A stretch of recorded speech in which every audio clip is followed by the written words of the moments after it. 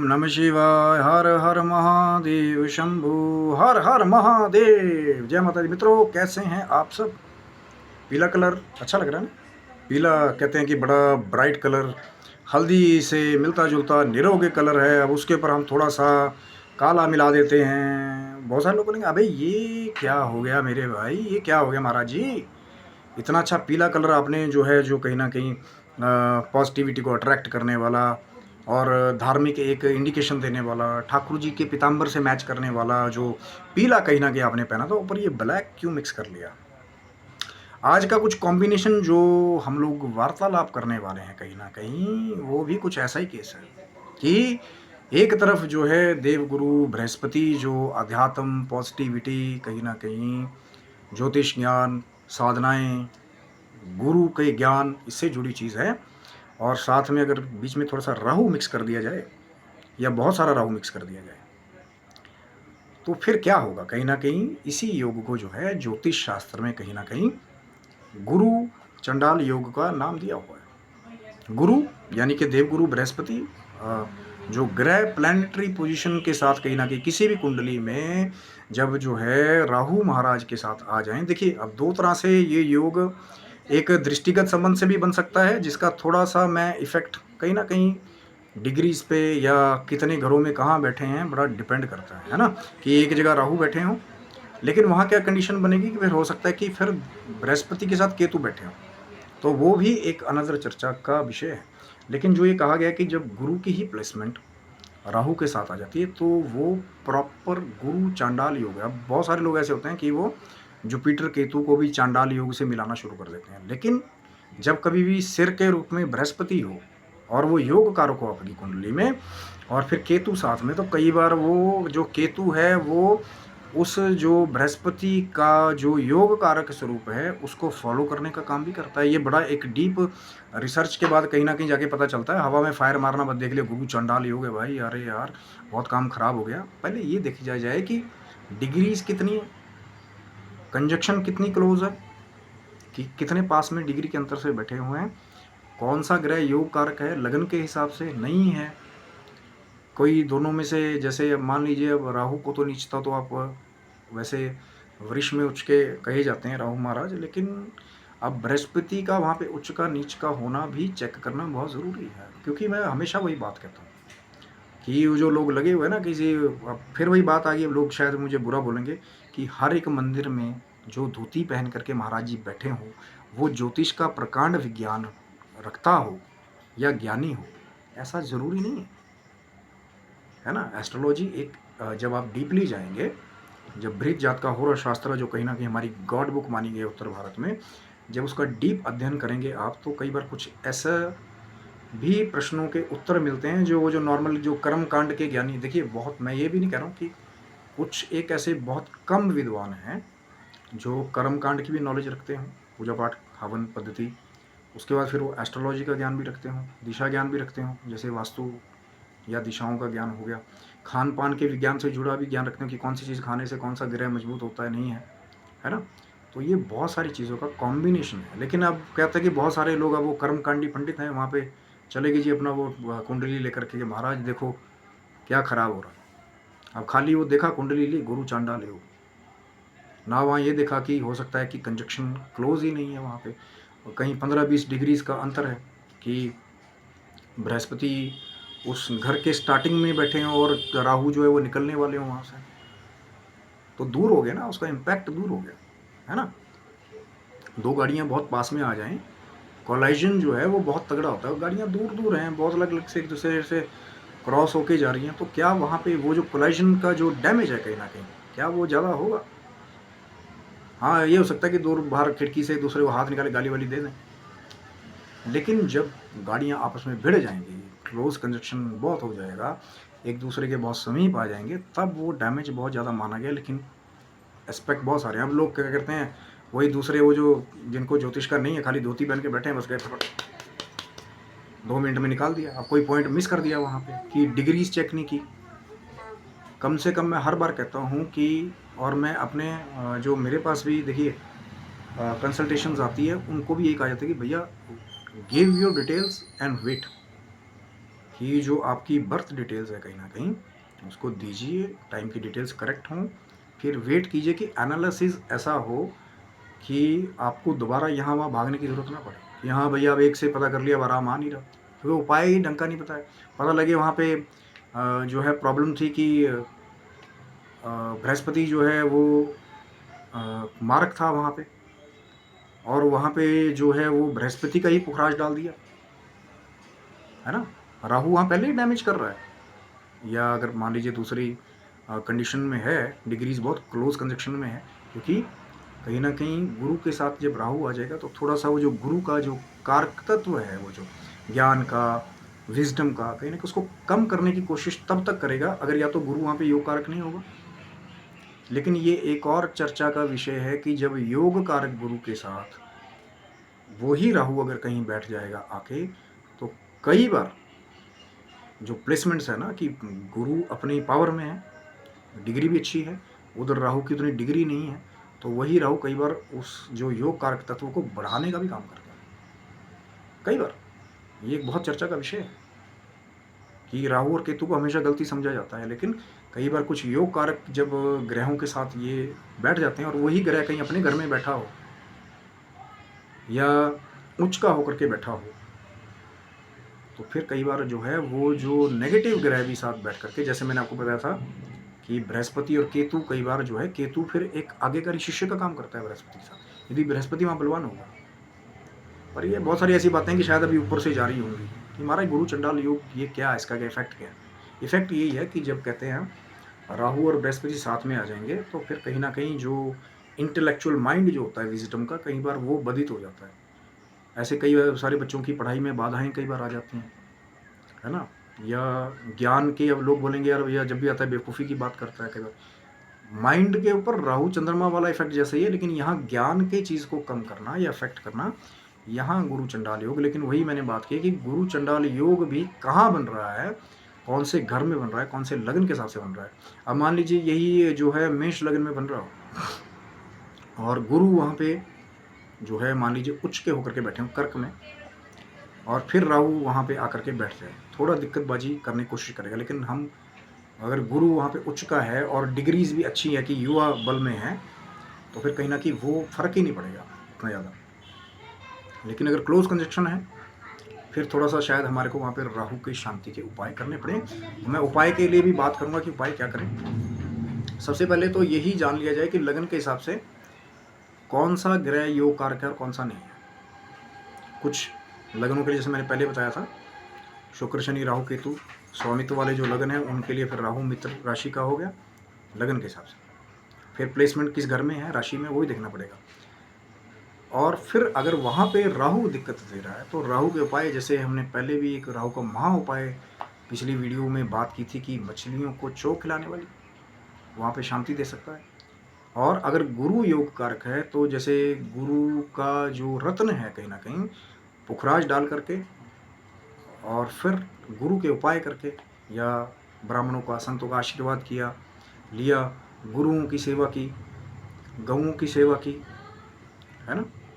और कहीं ना कहीं जैसे केले के पेड़ को जल दिया, बहुत सारे उपाय हैं करना चाहिए तो। लेकिन बात वही है कि उपाय जब आप करने लगे, जब विश्वास के साथ उपाय करते हैं तब वो ज़्यादा फलित होने के चांस होते हैं। अब इससे सुना उससे सुना, इसका वाला उपाय भी नहीं किया उसके वाला भी नहीं किया, क्योंकि मैं वही तो बार बार बात कहता हूँ ना, हर एक धोती पहनने वाला जो है वो एस्ट्रोलॉजर नहीं होता।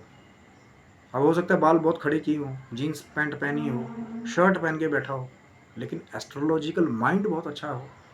अब आप कह दो यार ये का एस्ट्रोलॉजर है, धोती पहन के भी नहीं बैठा। खाली धोती का उस चीज़ से देखिए परिधान है वैदिक हमारा, लेकिन माइंड का काम है वो कि एस्ट्रोलॉजिकल जो सीक्रेट्स हैं कहीं ना कहीं डीपली जा करके वहाँ से वो जो चीज़ें जो कहीं ना कहीं पराशर जी ने जो सिद्धांत बताए हैं या कुछ दूसरे एस्ट्रोलॉजर्स ने जो सिद्धांत बताए हैं, उन प्रिंसिपल्स के अकॉर्डिंग अपने माइंड लगा करके कि वहाँ बेस्ट पॉसिबल उपाय क्या होगा, यही एस्ट्रोलॉजी है। And it's a deep science. अब लोग बहुत सारे आते हैं कि एस्ट्रोलॉजी तो ढकोसला है। अरे मेरे भाई, जब चांद सूरज को देख रहे हो सामने, प्रत्यक्ष है वो आपके, तो उनकी साइंस ही एस्ट्रोलॉजी है। बस आपने इसको कुंडली से अटैच कर दिया कि हाँ भैया आपकी कुंडली में चंद्रमा आज यहाँ है, 10 साल बाद वहाँ होगा। अब अच्छा जब आप पैदा हो तो अच्छी उसमें था, नहीं था, आगे चल के आपको अच्छा वो देगा नहीं देगा, यही है that conclusion based on the science. जब आप रिजल्ट देते हो कोई ना कहीं, वही एस्ट्रोलॉजी। तो ऐसे ही गुरु चंडाल योग का भी उपाय है कि पहले ये देखा जाए कि दोनों में से योग कारक कौन सा ग्रह है, कौन सा तंग करने वाला है लगन के अकॉर्डिंग, डिग्री के अकॉर्डिंग, कंजक्शन कितनी क्लोज है। फिर उपाय मैंने आपको बता दिया कि राहु का आप मछली वाला उपाय भी कर सकते हैं, राहु शांति पाठ भी करा सकते हैं। उधर अगर बृहस्पति दिक्कत दे रहा हो लगन के हिसाब से, तो बृहस्पति का दान जो है कहीं ना कहीं वो कर सकते हैं, जैसे पीली चने की दाल होगी, गऊओं की सेवा मैंने पहले बता दी, गुरुओं की सेवा होगी। तो कहीं ना कहीं वहाँ पे इस रेमेडी के साथ आपको बहुत लाभ मिलने के कहीं ना कहीं आसार हो जाएंगे। वो जो कहीं ना कहीं आपके विजडम पे या आपकी हाई टीचिंग पे कहीं ना कहीं प्रॉब्लम आ रही है कि भैया स्टडी करते करते बीच में स्टडी छूटने जैसी नौबत आ गई, या कोई समझदारी की बात करते करते कोई नेगेटिव थॉट बीच में आ गया, तो वो चीज़ें कहीं ना कहीं कम हो जाती हैं। और वो होगा तभी जब आप डीप एनालिसिस करें बर्थ डिटेल। इसीलिए तो मैं हर बार कहता हूँ कि कुछ जो एस्ट्रोलॉजर्स हैं उनका खेल सिर्फ बताना कि उन्होंने कैलकुलेट करना है उसको कि कौन सा योग कारक ग्रह नहीं है, डिग्रीज क्या है, कंजक्शन कैसी है। टाइम लगेगा, इट विल टेक टाइम, लेकिन वो लगे हुए दूसरे 2-2 मिनट में, जाओ उनके पास बैठो तो 2 मिनट में निकाल देंगे। और जो मेन पॉइंट्स होते हैं कई बार मिस कर देते हैं, क्योंकि जो जाके बैठ गया वो भी ऐसे देखने लग जाएगा कि भैया अभी 2 मिनट मेरे को पाए बताओ। तो इसलिए पहले से बेटर है कि जो एक्चुअल डीप एस्ट्रोलॉजी को स्टडी करने वाले हैं, इट विल टेक टाइम कि हर एक एक्सपेक्ट से उस बच्चे की कुंडली को जज किया जाए, है ना। और उसके बाद फिर कहीं ना कहीं जब सभी हाउसेस को आप एनालिसिस करके कि कोई नीच ग्रह और तो नहीं है, जरूरी नहीं कि अब वो जी बस चंडाल योग देख लिया गुरु चंडाल योग और कुंडली जो है वो तो बर्बाद है, बाकी उसमें कोई नीच ग्रह कोई और दूसरा तो हमने देखना नहीं। सब देखना पड़ता है कि कोई और नीच ग्रह तो नहीं, दृष्टिगत और दे करके कोई दूसरा ग्रह जो है उस कॉम्बिनेशन को और ख़राब तो नहीं कर रहा। ऐसी बहुत सारी चर्चाएं हैं, लेकिन बात सारी वही है कि जब आप डीपली एनालिसिस करते हो कॉन्सेंट्रेशन के साथ, वैसे तो ये भगवान शिव की माँ जगदम्बा की कृपा ही होती है कि कुछ ऐसे भी हमने बहुत बार होनियाँ देखी कि बहुत रीनोन्ड एस्ट्रोलॉजर्स कई बार जो है वो अपने ही परिजनों के वो बुरे योग नहीं देख पाए जब तक वो होनी घटित नहीं हो, क्योंकि वो घटने चेंज करने वाला भगवान शिव जी माँ जगदम्बा ही है। एस्ट्रोलॉजी साइंस भी उनकी कृपा से ही आई हुई है। और एस्ट्रोलॉजी का सबसे पहला जो यूज़ है वो मनी मेकिंग नहीं है, ठीक है। आपको ये पता है कि उस ब्राह्मण ने उस स्टडी पे टाइम लगाया है, रिसर्च किया है। आपको भी सोचना चाहिए कि यार बच्चे चलो उन्होंने भी पालने हैं कि उनकी रोजी रोटी कैसे चलेगी, है ना। लेकिन जो एक खुद एस्ट्रोलॉजर है उसको भी कहीं ना कहीं उसका पहला जो उद्देश्य होना चाहिए कि उस नॉलेज के द्वारा यदि कोई बीमार है, रोगी है, कोई बहुत परेशानियाँ किसी को आ रही हैं, पहले उसके निवारण के लिए उपाय खोजा जाए, दक्षिणा सेकेंडरी। अब यहाँ तो कई जगह ऐसा भी देखते हैं कि बहुत सारे, अब बोलना नहीं चाहिए, हमारे भाई बंधु ऐसे हैं कि वो पहले भैया इतना इतना लगेगा और अभी वो कुंडली का पूरा विवेचन भी नहीं हुआ, पहले ही प्लान सेट कर लिया बस कि 2 बड़े पत्ते फेंकने हैं, एक महामृत्युंजय मंत्र का, और यह बहुत बड़े बड़े लेवल पर जो अगर कहीं बहुत बड़ा जजमान हो तो शतचंडी यज्ञ के बारे में पहली क्लॉज है। ये दोनों बहुत महा उपाय हैं, मैं नहीं कह रहा हूँ, लेकिन हो सकता है कि जो सामने वाला जजमान हो अभी उसकी उतनी व्यवस्था ना हो कि वो उतना बड़ा हवन पूजन यज्ञ का पूरा वो कहीं ना कहीं खर्चा जो है वो उठा पाए खुशी से। अगर वो मन कचोट के आपको देता रहेगा, या पहली प्रॉब्लम में है कि जी काम चल नहीं रहा, आप उसको पहले ही बता दो ये 12-20 ब्राह्मण लगेंगे, है ना, कोई बात नहीं, नहीं कराओगे तो जाओ, हमारा क्या तुम्हारे बिगड़ेगा। नहीं, ऐसा नहीं है। एक अच्छा डॉक्टर, चाहे वो वैदिक डॉक्टर है, वो वही है कि जितनी बीमारी हो उस हिसाब से ही दवाई जो है वो दी जाए। छोटा मोटा जुकाम है तो उस हिसाब से छोटी मोटी टैबलेट, छोटी मोटी रेमेडीज़, जैसे मैंने आपको बताया केले के पेड़ को पानी डालना, और कहीं ना कहीं नीचे आप शाम को दिया भी जला सकते हैं वहाँ पे बृहस्पति को अच्छा करने के लिए। और राहु का जैसे मैंने मछलियों को दाना डालने वाला या फिशरीज़ वालों को फूड देना।